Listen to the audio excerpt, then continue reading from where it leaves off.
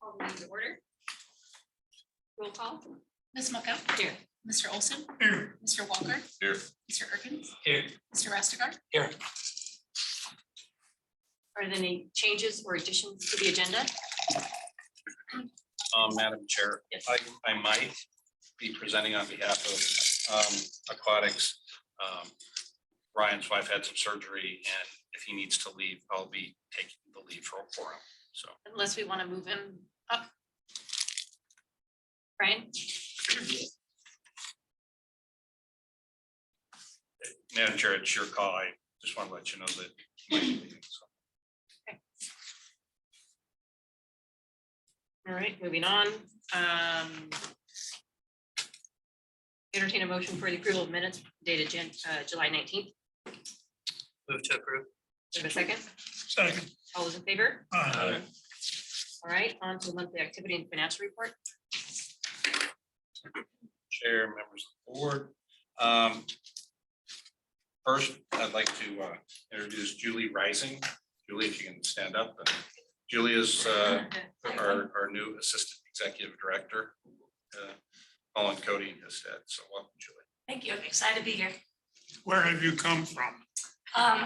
Sorry, I spent the last 8 years at Boise State Athletics. So overseeing sporting events, and I grew up in Alaska. So I played hockey at Syracuse and kind of lived all over. She ran the Steckel Center at BSU on behalf of them. Welcome. Well, thank you. And then Casey Martin, who's not, he's actually in meetings. Casey is our new Director of Technical Services. And we had somebody in an IT manager's position. Cody and I worked through, actually Cody did most of the work, and we created a director's position that oversees the technical services side, IT, as well as the audiovisual department. So again, he's wrapped up right now, so I think we'll be here. Bring him next month. I'll introduce him next month. You'll hear from Carrie and Allie a little bit later, but we were in a DBA board. I took Cody to the DBA board the other day to introduce him, as he'll obviously be taking over on that, our role on that. And one of the things that we talked about, Carrie actually sat at our table, but one of the things that was highlighted, particularly is botany, was just in a couple of weeks ago, 1,000 people representing 53 countries. I'm looking at Ray Michael, I think it was 53 countries, 1,000 people, 4 or 5 days, a lot of pre and post trips. I heard people talking about, having just come from Yellowstone, Glacier, that sort of thing. So again, all over the world, all over the country. And how between Allie and Carrie's teams, we've really, over the last 3 years, been much more successful at filling the summer, July, August. It used to be that we could use July, August as months to do our capital projects. That's no longer the case. And I don't want to steal any thunder from Carrie and Allie, but as you'll hear, 24, 25, very, very reminiscent of the last couple, 3 years. So the team has done a great job in helping fill those holes in the summertime and generating a lot more interest. So they continue to do a great job on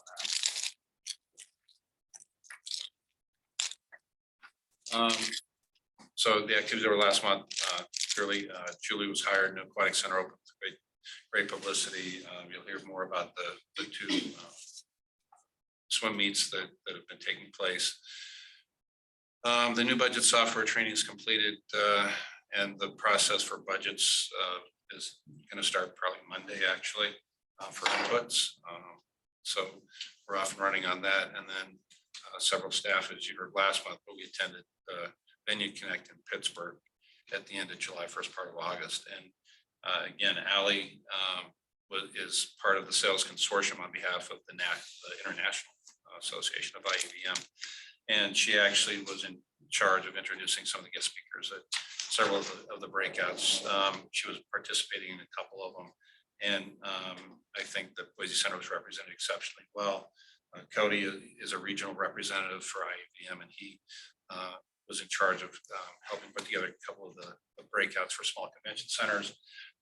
Nikki Keith from accounting participated. It was her first, and Alan Cushing from our facilities, our operations manager, facilities manager, his first Venue Connect as well. And both Nikki and Alan were not afraid to participate in a lot of the breakouts. So again, a lot of fun having them there. I think great exposure. And I will tell you, you hear from me every month, and probably take it as a sales pitch, but I got to tell you, when we're at these conferences, Boise Center is very well respected. And when we're in these breakouts talking about where we are, what we do, how we do it, our success level, we're in envy of a lot of facilities around the country, regardless of size. So, so the board should feel very good about the representation that you have at these conferences. So, and we're proud to do it. One of the things that Cliff was in charge of on behalf of our logistics committee, our logistics team was supplying school supplies for the city of Boise and Union County Housing Authority. And it was participated by the employees, line level managers, the entire team. 16 boxes were delivered, 265 packaged items, and I'm not sure how he went through and counted all the pencils and pens and erasers, but he did. So almost 2,000 items were done. Talking about botany, 4 days, 1,000 attendees, all states and 50 countries. So well, it's the largest revenue producing event that we've had here.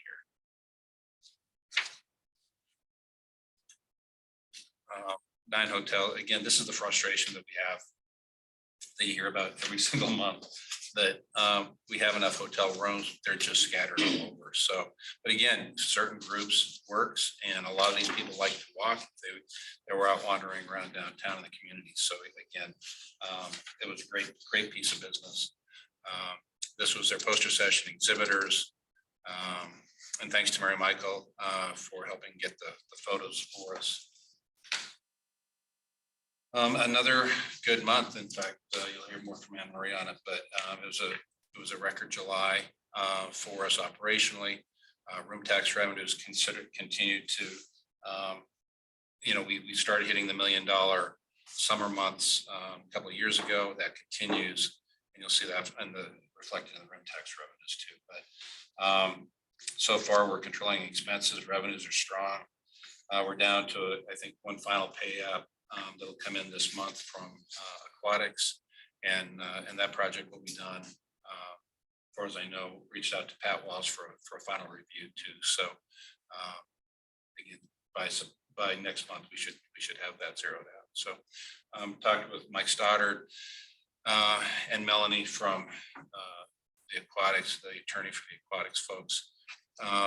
The goal is to finalize a redraft, but an update of the lease agreement to make sure that all the, everything is zeroed out, very transparent. What we committed to is what was spent. A couple of other highlights about operations, but again, so the board will be asked probably at the September meeting just to approve a final lease agreement or an updated lease agreement. And Mike will go through whatever those changes are next month, but it's going to be minor. Again, it's just really from a transparency side, just making sure that everything matches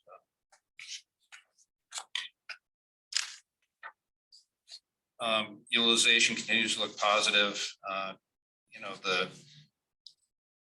We're seeing some decline in some convention groups. And again, as Cody and I heard in Pittsburgh, that's not uncommon around the country. As the initial counts that are coming up the actuals are falling a little bit short of commitment. Summer travel restrictions, travel issues, airlines. There's still somewhat of a residual of being around big groups.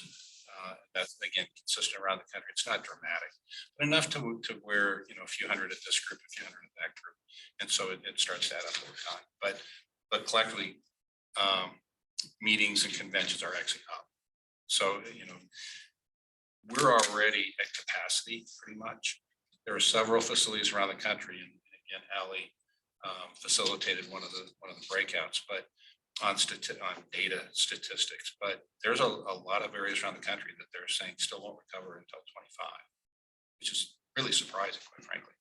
But there are those pockets. So anyway, again, the good news is for Boise, we're at capacity. You'll hear more about that.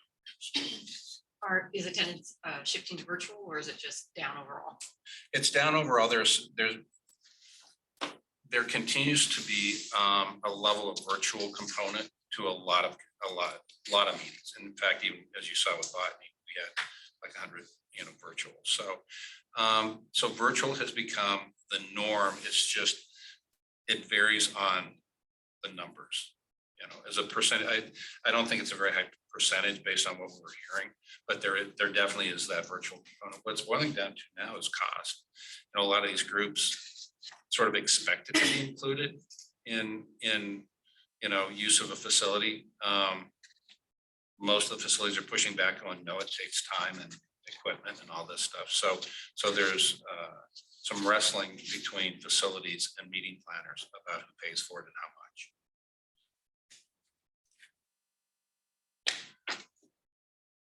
Occupancy and ADR, again, ADR continues to break records. Downtown core, we get quarterly reports from Smith Travel of a select group of hotels that are closest to the convention center. And then we can, that's not reflected in here. This is still the composite of the market.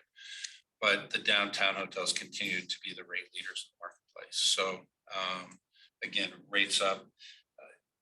Demand continues when we look at year-on-year comparisons. We've talked about this over the last several months.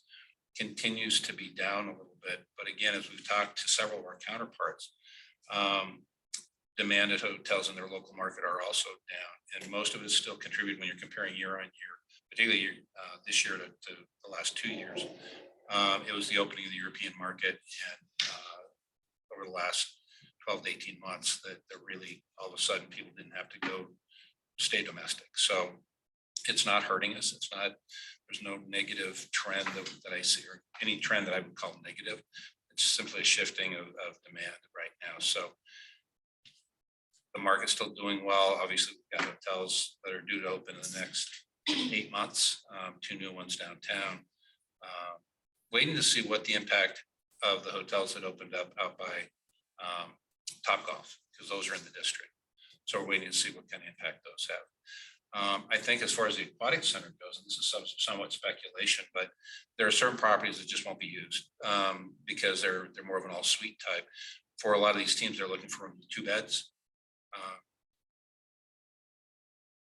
Some of the properties that are out along the highway fit that need better than some of the, a couple of downtown properties more specifically. However, in talking with Ryan, most of the people who have attended over the last 2 events have stayed predominantly downtown, as they filled up as much as they could. So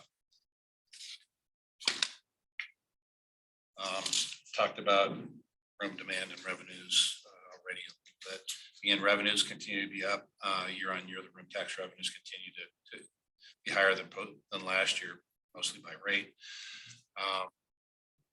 We don't see that, we still see the next couple of months forecast as $1 million months for room tax. So I don't want to steal Anne Marie's thunder. I'll let her talk about forecast for, we have a bet going, Cody, Anne Marie and I, on year-end revenues operationally and room tax wise. So I won't tell you what those are yet, but again, you'll hear from Allie and Carrie, so I don't want to spend too much time on this one, but some notable bookings that have taken place. National Association of Extension 4-H, they confirmed for October 24, 2,400 room nights, 130,000 revenue. Looks like 1.4 million in economic impact. July 2023, it's a record. Botanical, won't tell you specifically what that revenue was, but it exceeded 300,000. It was the highest revenue group that we've had. Excellent summer fam tour. Again, I'll let Allie speak to that a little bit, but I know a couple of you attended the fam dinner, and I thought they did a great job with that. We've had some travel among the team. Kay and Linda went to ASAE in Atlanta. Connect Marketplace is in Minneapolis next week, and Lori's going to that. Middle of September is Meetings Today, Live West Palm Springs. Linda will be at that. And then Smart Meetings in Tucson, the end of September. Kay will be going to that one. We had some media highlights, and again, this really falls to Mary Michael. Meetings and events, July 6th. We had an e-blast message, 3 photos of RL's distributing on August 1st. Meetings Today came out on July 19th. Another e-blast message, a couple of images, association, convention facilities, magazine, July 26th. Mara Keller, a writer working on a story with innovative and emerging destinations. The September issue, Mary Michael provided information on that. Corporate event planner's guide is where Cliff also helps out. Provided the publisher with Boise Center event photos and guide, and then wrote and submitted for the sponsor letter. Again, that's for the corporate event planner's guide. And then coordinated a videographer to film client interviews and footage of botany. And so we've got a very, very nice testimonial for promotion and website.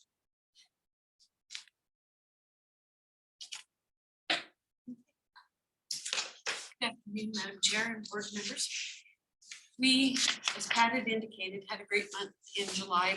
On the center side, we were almost a little more than $200,000 over budget for July. We also are within or ahead of budget at the combined level. The center year to date is 1.7 million over or ahead of budget. Districts 1.3 million ahead of budget. Aquatics is slightly behind budget, has to do with the timing of the project and the rent increases. That gap will close some as we go through the year. It won't be, won't close all the gap, but it'll get narrower as we move through the year. Couple of other things that Pat had talked about, the budget software. We will start inputting budgets on Monday, so I will be reaching out to the finance committee once we get a little further along in the process to have a meeting to go over some of the budget numbers. And then as part of the budget process, as well as we've done the stabilization fund right now, it has $6 million in it. So part of the annual budget is to go through and do a review of that stabilization fund. So I will also be doing that, the budget, and we'll be talking about that, I'm sure. This is the same information, just presented a little differently. The most important part of this slide is that we're $1 million ahead of last year for the same time period. And it's because our revenues are like 2.4 million higher, right? Our expenses are 1.3 million higher. So the net difference is an increase of 1.1. That's going to be the far right column. Investments, just continuing to report some information on our investments. Our par value, which is what I report, there's gains or losses in the portfolio, and you can see here it's 0.4 billion.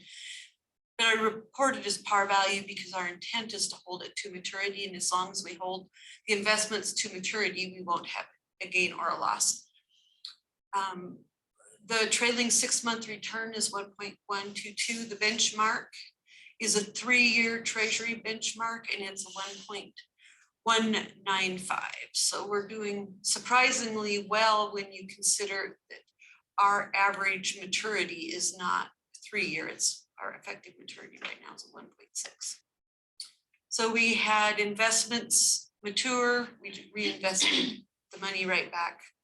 We didn't transfer any money from the district over to the investment account this month. July and August are usually, rephrase that. As we start cranking up for the busier months, we end up doing some significant draws of about $1 million to get the cash flow back into the center. And so we usually don't see extra cash during the next couple months. And then once we start billing and collecting, then it's. Do you want to tell them about October inviting?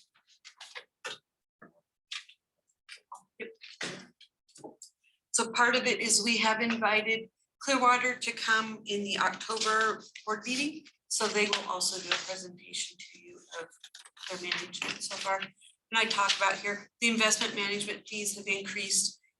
Prior to that, we were keeping a pretty flat investment portfolio. And as we're continuing to move more money, our investment fees will increase, but be offset by interest income. And we've surpassed the threshold to where we get a lower percentage of, right? Yes, I noticed, I misunderstood. I thought when we would get above the 21 million that the whole rate would drop. And what they're doing is we get the lower rate on the amount above the 20 million. So didn't quite get, I just misunderstood. Our investment quality for the US credit rating, I just wanted to point out that, as I'm sure probably everybody is aware, the US was downgraded slightly. According to Forbes, it went from, nearly indistinguishable, the effect. And then this is just showing what our securities are and where our ratings are. Very conservative portfolio. Financial highlights for the district, as Pat was saying, we're forecasting 10.5 million in tax revenues for the year. We continue to have $1 million months. It's amazing, but and then the revenue trends for Boise Center, you can see that we have a 12-month rolling revenue at 10.4 million. Our forecast is 9.8 million. And our revenues year to date are 1.5 million over prior year. So having a great year, and would anticipate that next year will look very similar.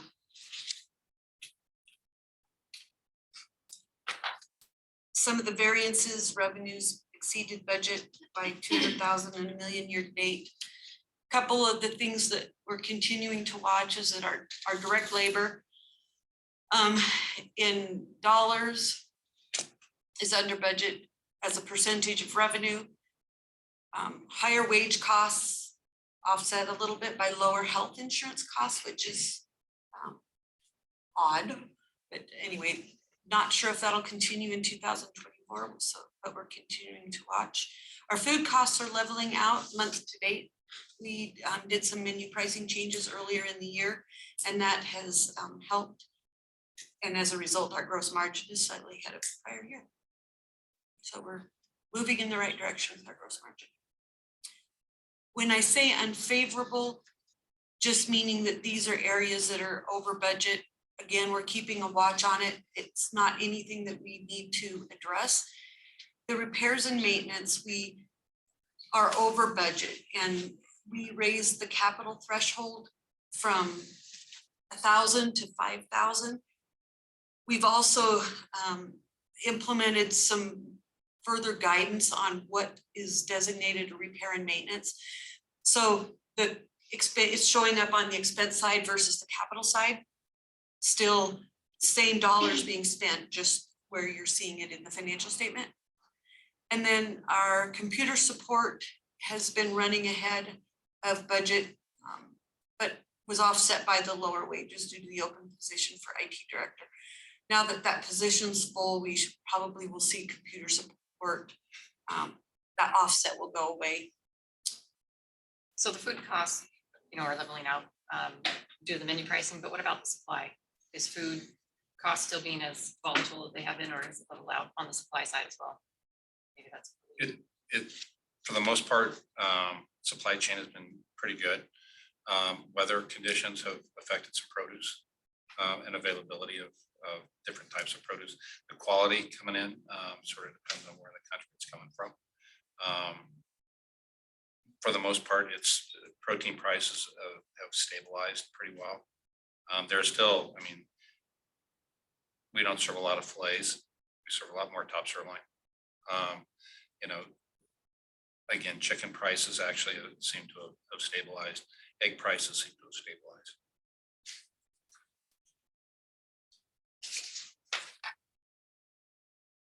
The square foot utilization by month. The blue section is 2023 actual and forecast, and you can see we are filling in our months. October's almost up to the green area. November's significantly higher. And as Pat said, when you have that level of utilization, it's hard to get capital projects done. But all good, positive trends. Aquatics, I've already discussed most of that. We funded 500,000 in July, have about 20,000. And then we have $9.6 million in assets. No significant change there. I wanted, since we're moving in through budget, I wanted to leave a couple of slides in regarding the economy. So what I did is this is for July. For June, I put June over on the right, and so you can, and then explain whether they improved or worsened, or if there was no change.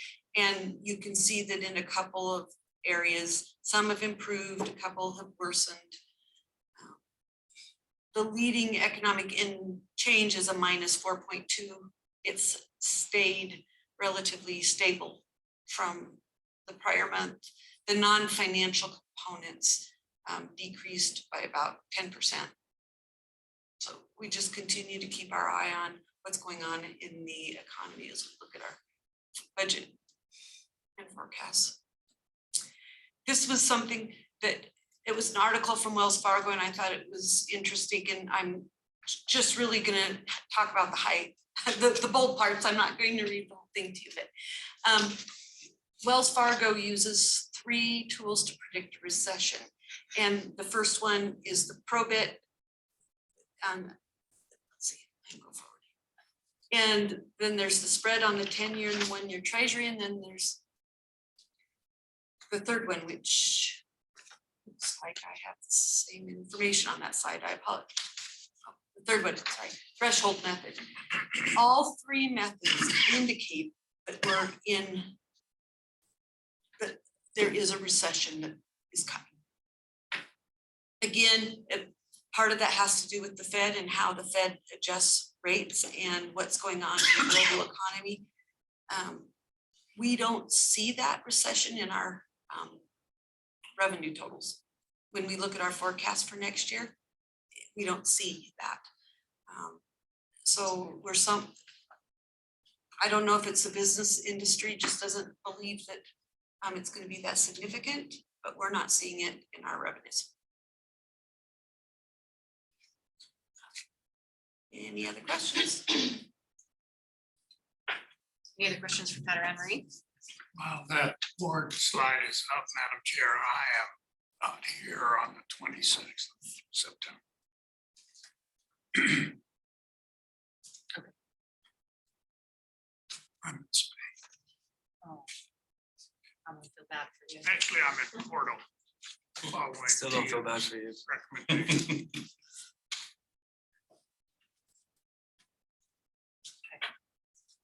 All right, thank you. All right, on to other business. Ryan, I don't know what to call you. I don't competitive swim. Ryan. Thanks, guys. A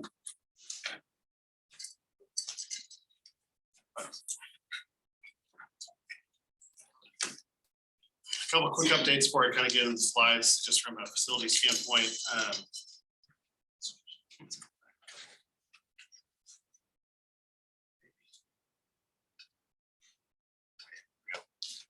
We did take the weekend, we shut the facility down on Saturday and Sunday and had our permanent power installed, which was kind of the last big hurdle we had kind of been waiting to be able to do. We wanted to do that once we had all of our events finalized. So we took the opportunity to do that Saturday. There were no hiccups. Everything's back up and running and was operational on Sunday evening. Idaho Power was great to be able to schedule that on a weekend for us. And so that was fantastic to get that done. We do have a meeting with CM Company on Monday, just kind of final check boxes. See where we're at in terms of then getting that final permanent occupancy permit. We have been working on a temporary occupancy permit since we had a temporary power panel. So hopefully all that stuff has been finalized and we should be good to go on that side. As Pat mentioned, we had our kind of our second of two big events this summer, weekend of August or week of August 2nd through 5th. This was the Western Zone Age Group Championship. This was athletes from ages 9 to 14. We had 550 athletes, about 60 coaches. And then we had on average 650 spectators per session. So it was a 4-day meet. There were 2 sessions, one each day. We were actually able to charge admission to this event. We made over $25,000 just in the gate, which was fantastic. It's the first event we really had to charge a gate for, and definitely worked out in our favor. Is that typical for this event? For this event, yes. Not every event will charge a gate. This event does. High school meets do. The Idaho High School Athletic Association charges gate for all Idaho high school events. So when we run high school meets, they'll charge a gate for spectators to come in. It really is kind of event by event. For example, the event we ran in July, that sectional meet is run at different locations around the country, and some of those locations do and some don't. A lot of it kind of depends on the economics of the area and how much facility rent is charged and what is required to cover the cost of an event. Our region or section has never done a gate for that particular event, but for this event, for the zone meet, gate is always charged. So we took advantage of that opportunity and definitely helped with the overall benefit of the event. So we had teams from essentially the 16 most western states, and we had 5 local participants. So of that 550, that means 545 of those athletes were traveling from out of town. And the numbers kind of bear out. So we had 1,600 confirmed nights, and guessing on that about 20% of those people either didn't get into our form request or were staying at an Airbnb, whatever the case may be. We figured that we'll land about 1,900 nights on that. We've been sharing all this information with Lucas over at the Convention and Visitors Bureau, and they're working on some impact numbers for us and what that means. And he's given us a little bit of feedback on what additional information we should try to collect to help those numbers out. So the next event we'll kind of toss in some more information requests and see if we can get some information. So. At 650 people, how did it feel inside as far as capacity with the stands? It was actually fantastic. We, again, nothing but compliments on the facility. It was August. We actually had favorable weather, but the first day of the meet, it was over 100 degrees, 650 spectators, 500 athletes, all those coaches, and it was quite pleasant in the facility. That week, Thursday night, was when we had the big lightning storm, and so we had everyone move into the building. So we had 1,300 people in the building, and once everyone took a deep breath and settled in, it was fine. It was great. It really kind of helped us see what our capacity to run, large events would be, and how that space would handle those types of numbers. Do I want 1,300 people in there on a regular basis? Probably not. But it was accomplished pretty easily. I think our ideal target in the summertime, when we can have athletes or whomever outside the property when they're not competing, I think a 650 to 700 athlete event is kind of our max. We could go more than that, but I think you start to get uncomfortable. And when you start to get uncomfortable, then it loses the attractiveness of getting here. And then I think, we haven't obviously run a meet in the wintertime. Our first major event in the wintertime will be the Sawtooth Invitational in January. We're targeting between 450 and 500 athletes. I think that'll be kind of our ideal sweet spot in terms of number of people at the time. So we'll see how that sketches out in January and be able to give you guys a report after that. How long is that? That'll be it's a 3-day meet, so we're looking at 4 to 5 nights in the hotel. Teams will typically fly in on Thursday and probably leave on a Monday morning. We've scheduled that the same weekend as Martin Luther King weekend, so which is a pretty popular weekend for swim meets, because then teams can stay throughout the Sunday session and then they'll depart on Monday. Or a lot of teams will find an excuse to do something else in the Boise area. Did this meet your target as far as attendance? Yes, yep, that's exactly kind of where we thought it would be. Just a couple snapshots, facilities, we're kind of getting ready to hold that event. We first kind of days of warm-ups, we kind of did something fun that turned out to be something that kind of took a life of its own. And we gave every one of those 550 athletes a potato head part. And then they all had to go out amongst the other athletes and gather the parts to make a full potato head. And kind of did a little contest on Instagram. And these are just a few of the examples. This is all done by the Oregon swimming team. And it was pretty cool. Everyone had a really great time with it. We saw these potato heads kind of all over. We saw them behind the starting blocks for kids races. And the potato kind of became the adopted mascot for all the teams while they were here. So it was kind of a fun addition. We headed over to the Idaho Potato Commission and bought a large Spuddy Buddy, which we traveled around and took pictures with. Again, everyone kind of seemed to, everyone walks into Idaho expecting nothing but potato fields, and we're surprised to see our mountains and rivers and trees, but we still wanted to give them that potato experience. On the right, you'll see a little golf cart there. Part of our work to try to facilitate the parking arrangement. We rented 4 of these golf carts. We have them buzzing around pretty much all day, taking people either from the facility to their vehicle or from their vehicle to the facility.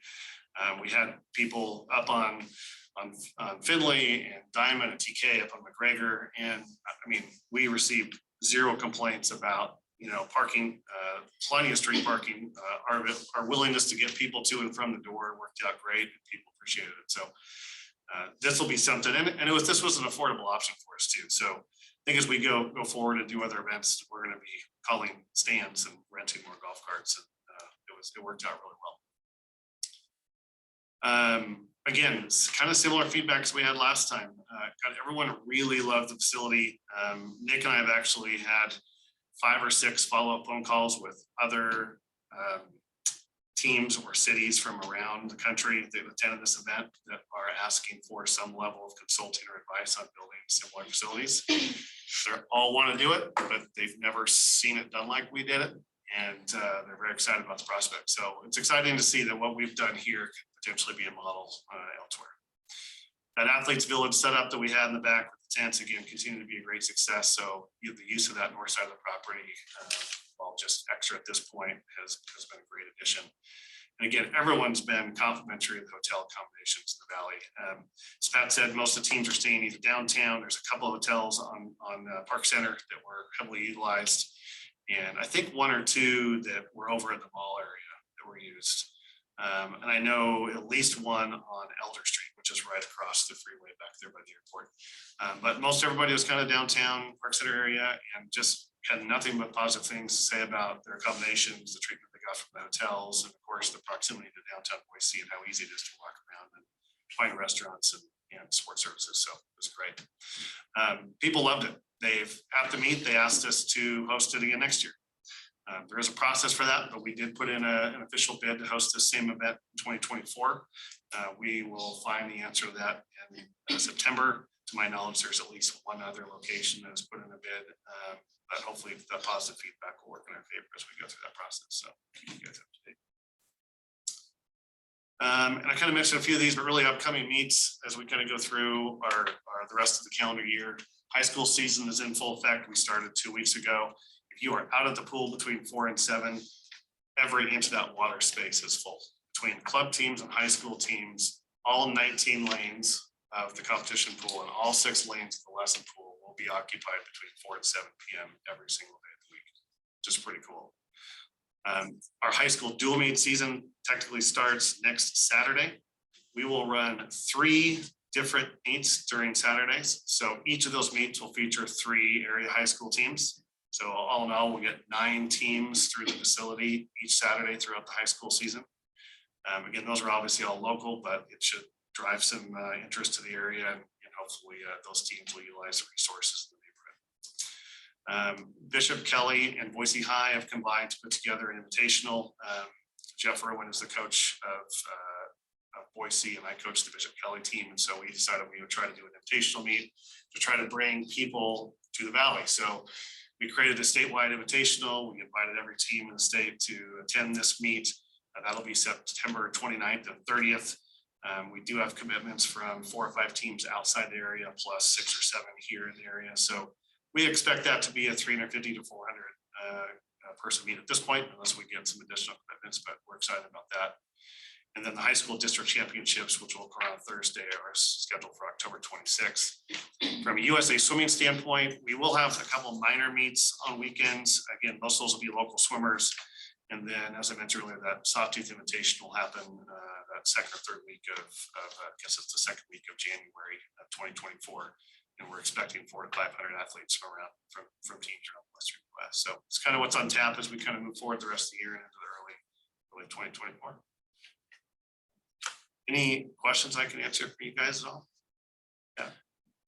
More of a financial than a question, but Yeah. based on the room night generation, this is an estimate, of course, around 14,000 room tax from that one event. Yeah. Again, my rough estimation, but you guys all have a fun little medal in front of you and some stickers. Obviously, everybody else would like, but we've got those. Those are the event medals for the event. Every swimmer that placed in the top 8 of their event received one of those, and it kind of became a pretty hot commodity. Everyone liked the kind of the Idaho feel, mountains and rivers and that. So we have some extras that you guys want to have that kind of the first kind of really big event that this facility is able to host. So that's what I got. Anything else? And you had some swimmers qualify for Olympic trials. Yeah, for the sectional meet that we had in July, because that was a little bit older kind of clientele or older athlete, but we had 4 Olympic trials qualifiers, several we call junior national qualifiers, which is essentially national championships. And then we had a national age group record set that meet. So again, fastest swim ever for 17, 18-year-old relay swam in our pool in July. It's pretty cool. So word should get out that it's a fast pool. It's out. And then what about the community side of things? Swim lessons, fitness classes? How is that programming going? It's growing every day. The lesson program itself. So this was kind of our off week as school starts. So we took this week to move classes that we normally have in the morning. Everything has to kind of shift to the afternoon after school. So that'll reboot on Monday. We have over 1,000 kids registered into the program. We'll have 850 essentially restart their lessons on Monday.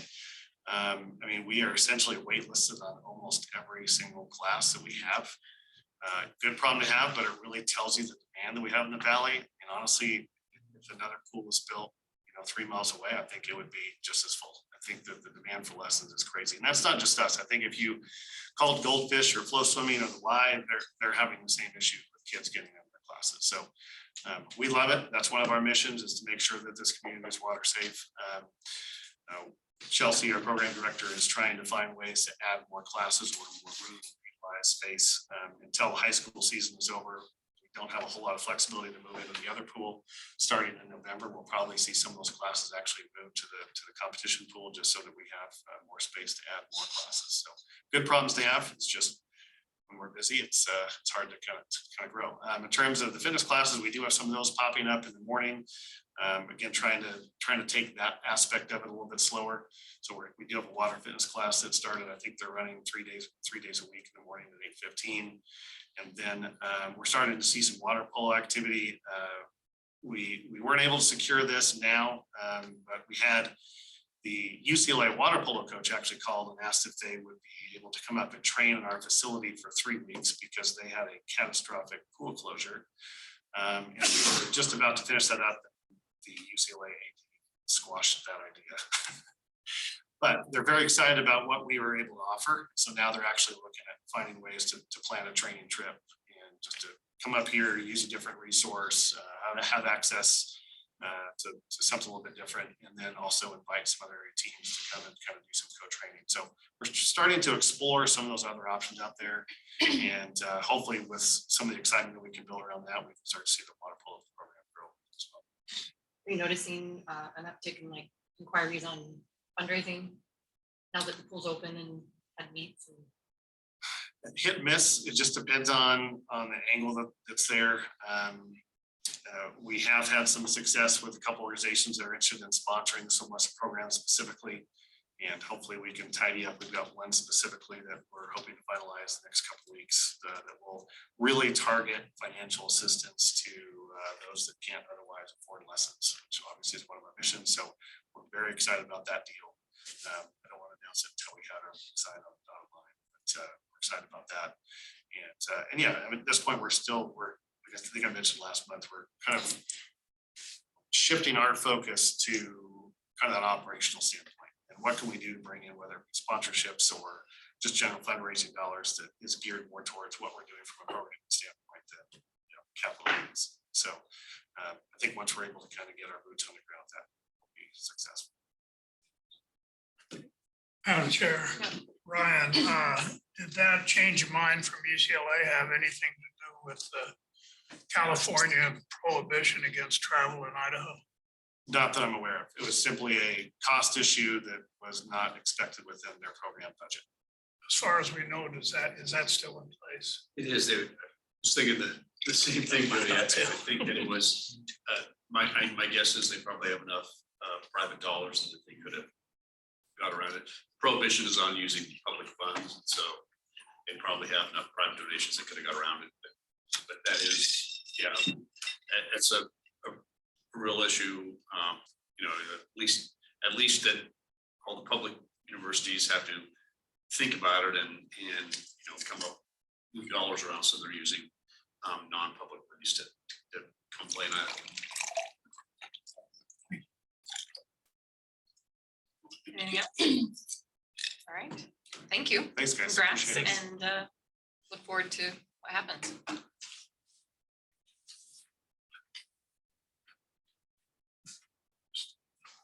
Great, Ally, Carrie?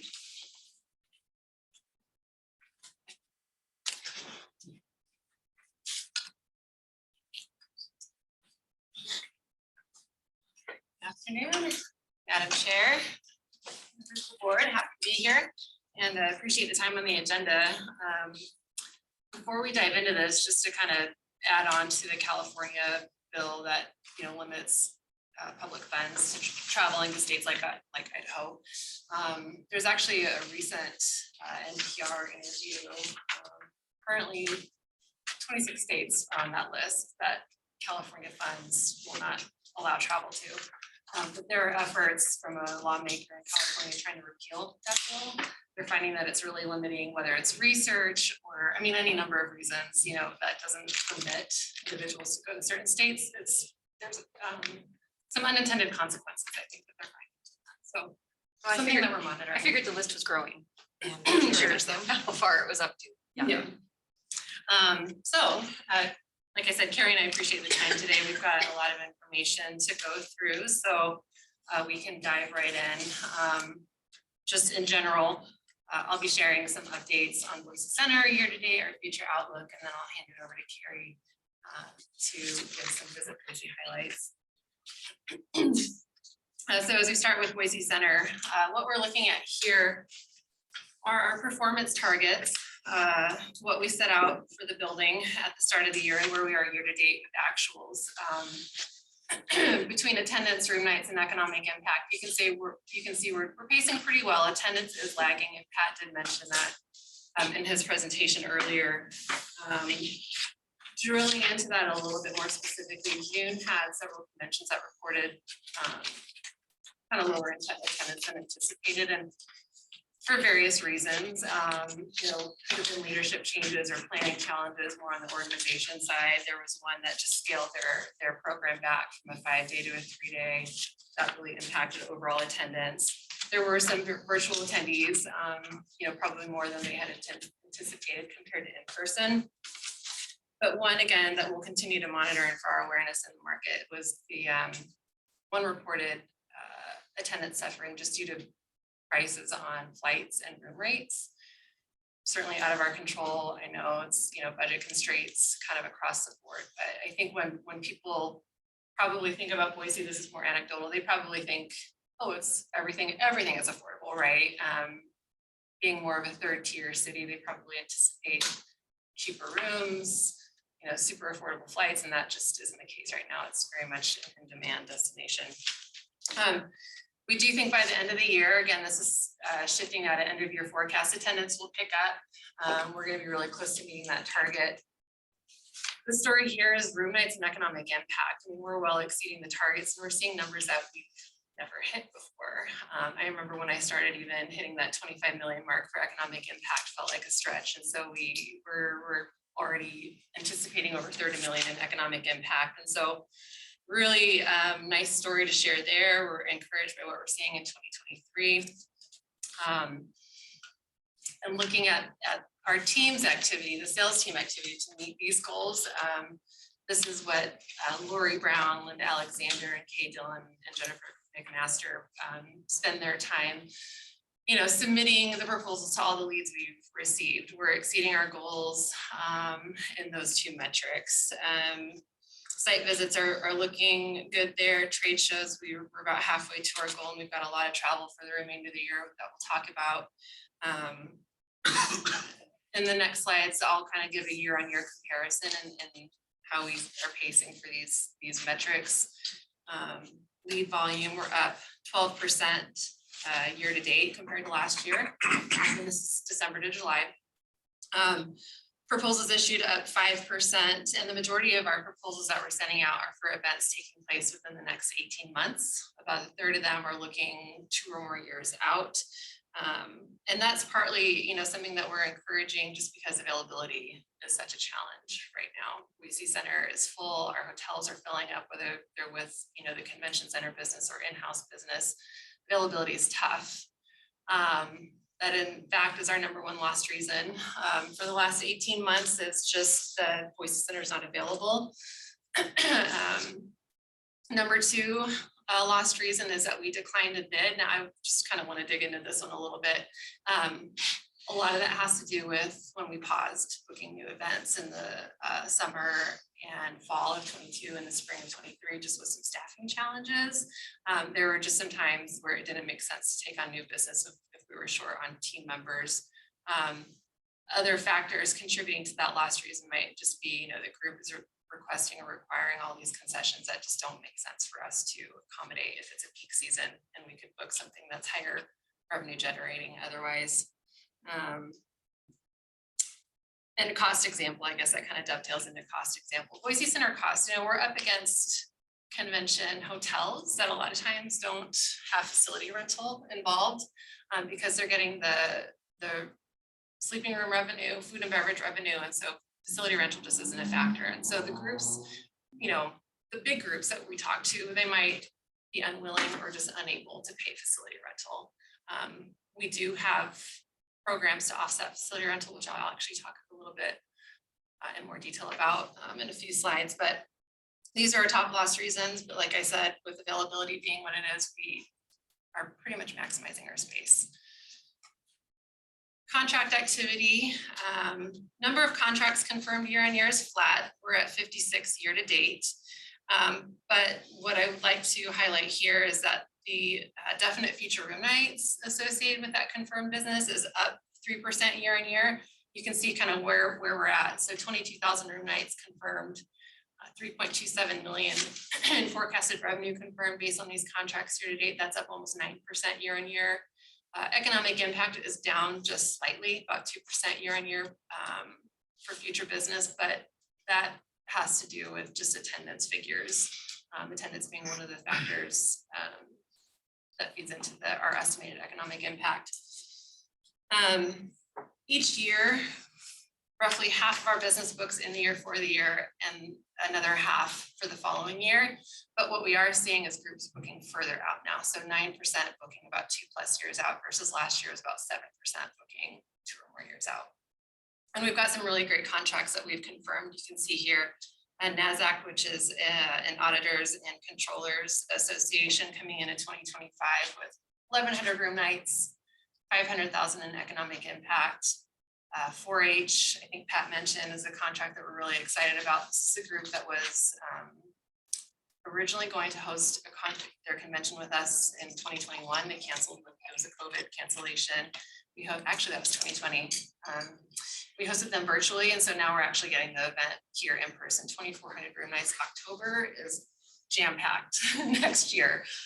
We have a contract out, in fact, this one on the bottom of the list, Association for Computing Machinery, is following 4-H next year. So we're just back to back in conventions in the fall next year, which is great.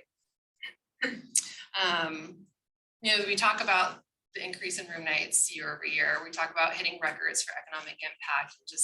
When we couple that with our limited availabilities, one of the things we're starting to talk about is have we maybe reached our saturation point for events. We're booked solid.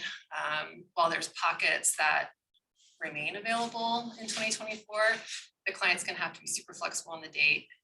We might have some Sundays open, but we've really done a good job. The two teams that book events have done a really good job in just maximizing our dates and facilities. So something that we're happy to see on the calendar, certainly.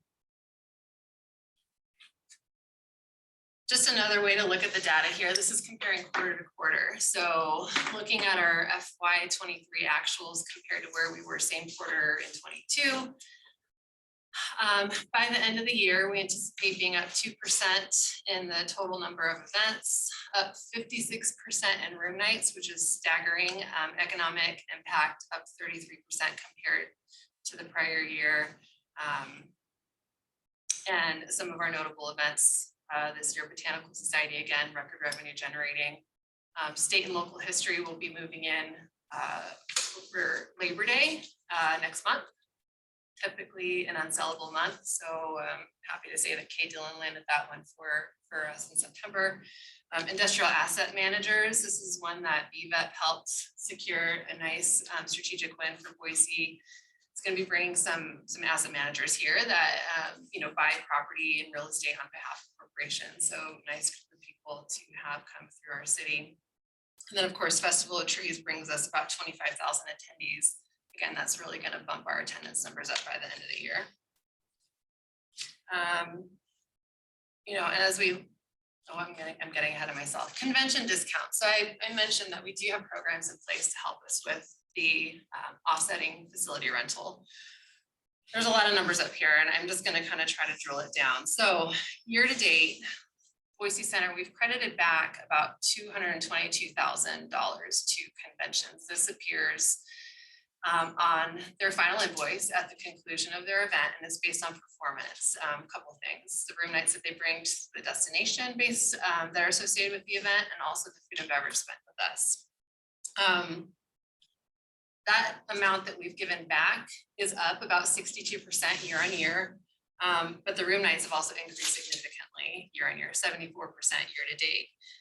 And so if we're making some assumptions on the number of rooms, ADR, that's increased year on year, we're actually getting closer to a break even on the discounts that we are giving and the lodging tax that we estimate that we're receiving back. So you can see this year so far, we've given back 222,000, but this is probably a conservative estimate, have also gained 174,000 in return and lodging taxes based on those Boise Center room nights, if that makes sense. Any questions on this slide? I thought it was important for you just to have all the numbers, but basically the takeaway is, it's a necessary tool for us to sell as that convention discount program, and really it serves the district's purpose for generating that economic benefit for Boise, filling hotels, bringing dollars to the destination. So all good things here. And it doesn't cost that much. Correct. Yes. This is a good slide for you as the board if you're talking to constituents that want to know, what do we do for the community and what do we do for our constituents downtown, the hoteliers. This speaks volumes because, as Ali alluded to, most of these groups can and do go to hotels around the country, larger facilities. And in some cases, we're one of the few convention centers that some of these groups use. But again, it's our investment back into the community by giving up discounts to bolster hotel room nights. So we do as a district get an ROI on it, but it's a direct support of what we do for our constituents downtown, particularly in the marketplace. Madam Chair, Ally, I don't understand the arithmetic. Is it, for example, 17.5% of our receipts from room sales? So the total rooms, facility rental. So, and that's one figure of all the figures I did not include on this slide. So total facility rental that we've received year to date. And I don't have that number off the top of my head, but we're basically crediting back, the discount that we've given back is 17.5% of that total facility rental that the building has received from all events. That's what 222,000.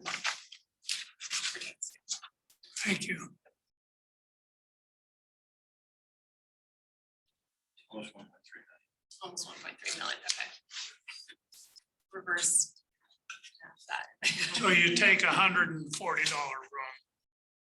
assume 5% to us, and then discount it 17.5 or whatever the right number is. I should have said facility rental versus room sales. So the discount, that discount number, we're saying of the total facility rental we've collected, we have given back 17.5% of that by way of this convention discount. Can make that edit on the slide to make it a little bit more clear. Thank you. You're welcome. Madam Chair, were there any events that you wanted to land where a bigger discount would have attracted the business? Not necessarily. I mean, there's groups that ask for usually like there's a boilerplate list of concessions, you know, whether it's the number of comp rooms for every room booked, and that's a lot of it is hotel related, again, because these groups are typically in-house.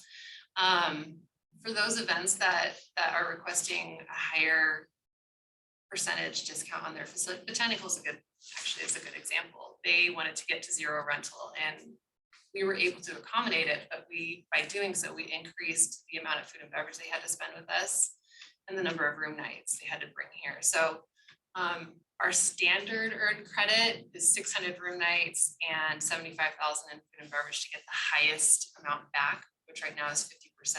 For Botanical, you said you have to spend 125,000 in food and beverage and 1,200 room nights to get your discount, your facility rental waived. So we have ways to make it happen if the business makes sense for us. And for them in July, it made a lot of sense for us to do that. And I think we see the benefit from it because it still became the highest revenue generating event for us.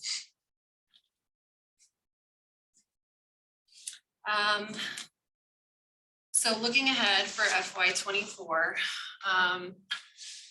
we're comparing what is already on the books, tentative to definite. Tentative by definition for us is a verbal definite. So what's already on the books for 24 is getting really darn close, if not exceeding what we're anticipating by the end of the year for 2023. Total room nights, we already have more on the books than we're seeing for 2023.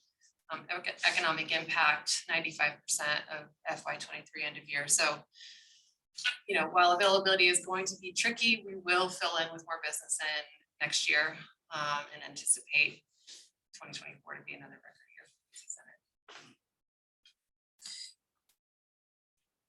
Finally, before I hand off to Carrie, this is just some of our recent and then upcoming travel. We have about 15 trade shows slated for the remainder of the year, taking place all around the country. Get out there and planners.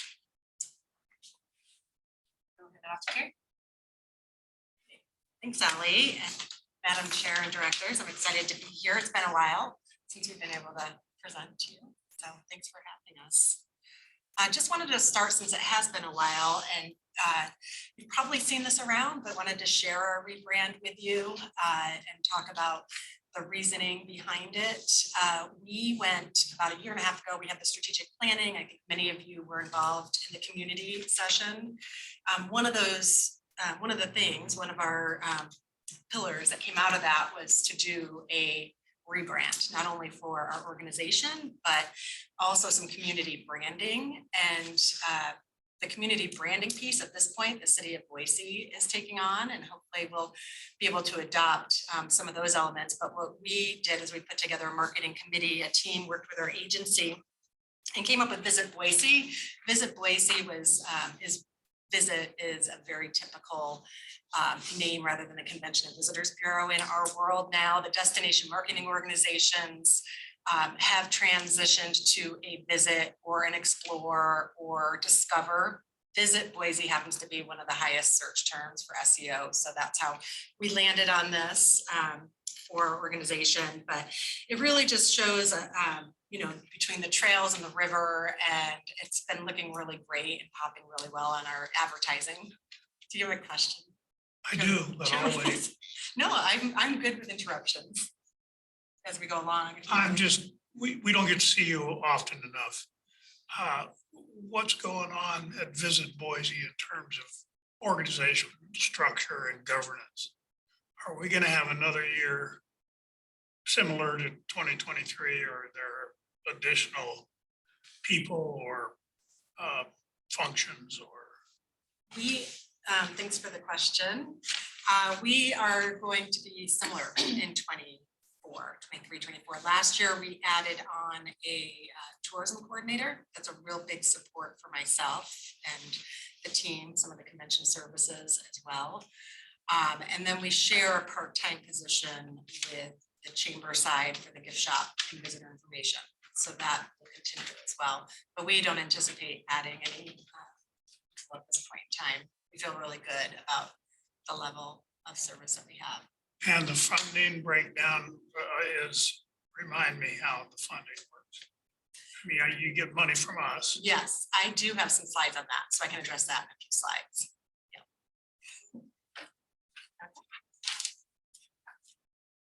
Which is the next slide, actually.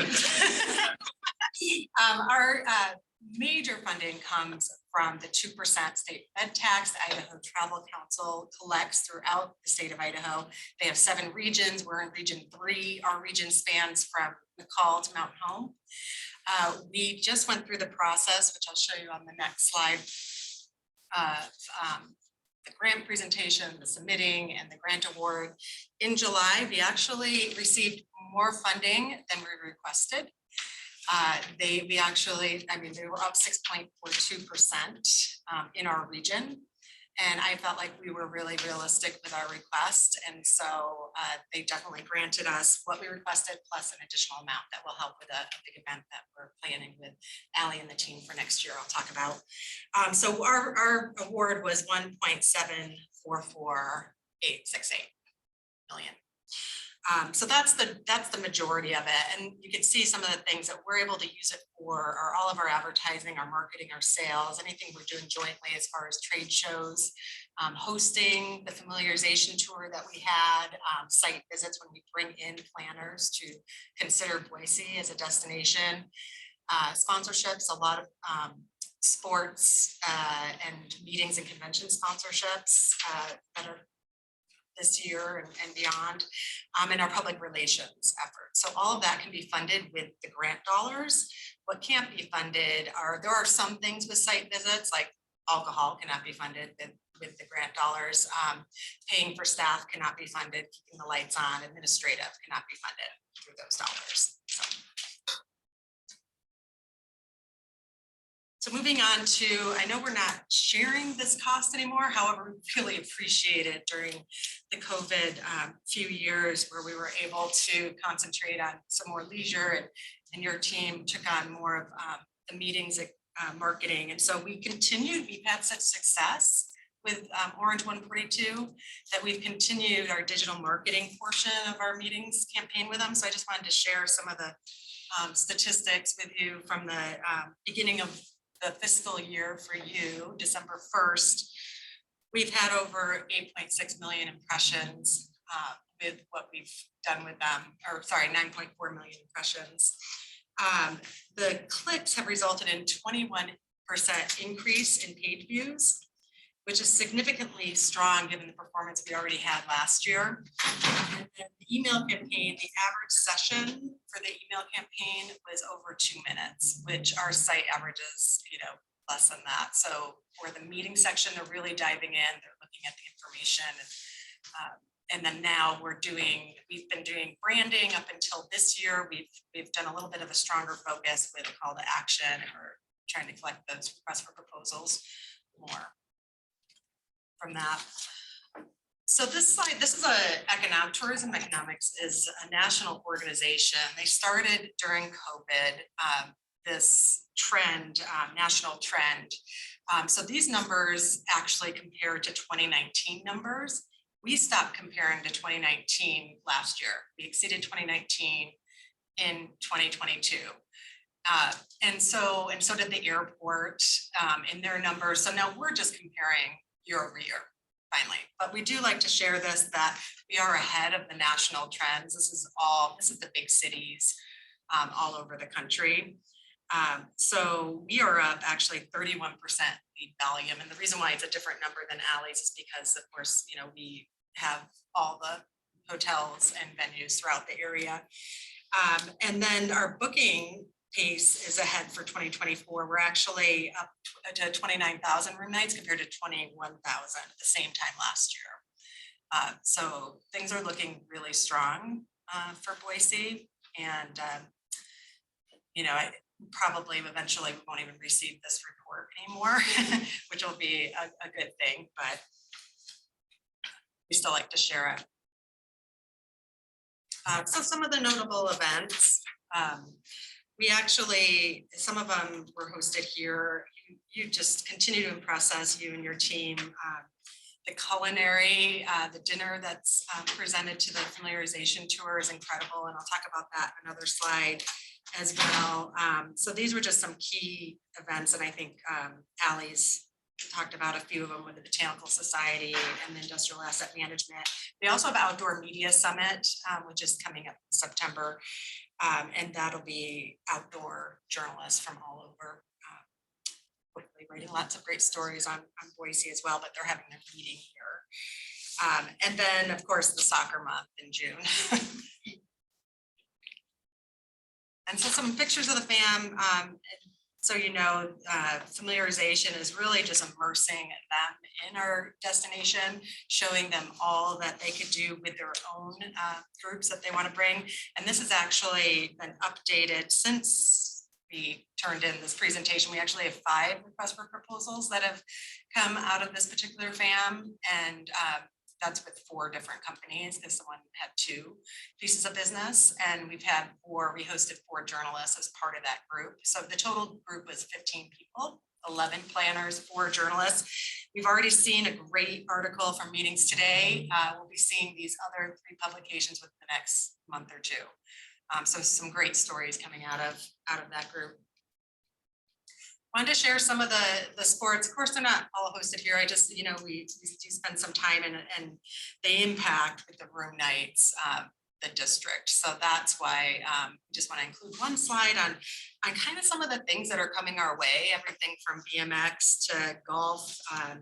We've had quite a bit of hockey interest, and that would be down here. And then we also have had football. I mean, it's just been the array of business. We are not going to host Far West next year, but we are pretty confident that in 25 we will have either the President's Cup or Far West back in Boise in June. Climbing, that's a lot of room nights. Yes, USA Climbing. They were going to be all over the valley. So where are they? It's at the gyms inside, Just various gyms around? at Urban. Yeah, 2 different. And aquatics. I know you heard from Ryan, but I have some exciting news. I just got, while I was sitting here, some of the preliminary economic impact numbers for the zone and the sectional. So we like to look at it, the direct expenses and indirect. The indirect number is higher. And so that includes everything from taxes to things you wouldn't expect, not direct tourism related expenses like flights, lodging, restaurants. It includes everything, the picture of the indirect. So the zones brought in an estimated 1.35 million. And the sectional brought in $865,000.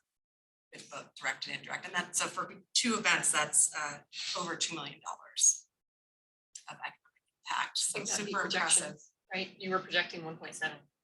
Right. Yeah. Right, so it's definitely super impressive and we love to see that. Some of the things that Lucas is able to work with the Aquatic Center on, because they're really, they've got the relationships for sure with the swimming events, but it's been fun to see some of these other, like the swim dive, some more like with the water polo, the synchronized swimming. There's some other things that Lucas is meeting, like next week he's going to a sporting trade show where he'll be meeting with some of these entities, and it's just been fun to pitch other things for the Aquatic Center as well. So we hope to see some of that come through.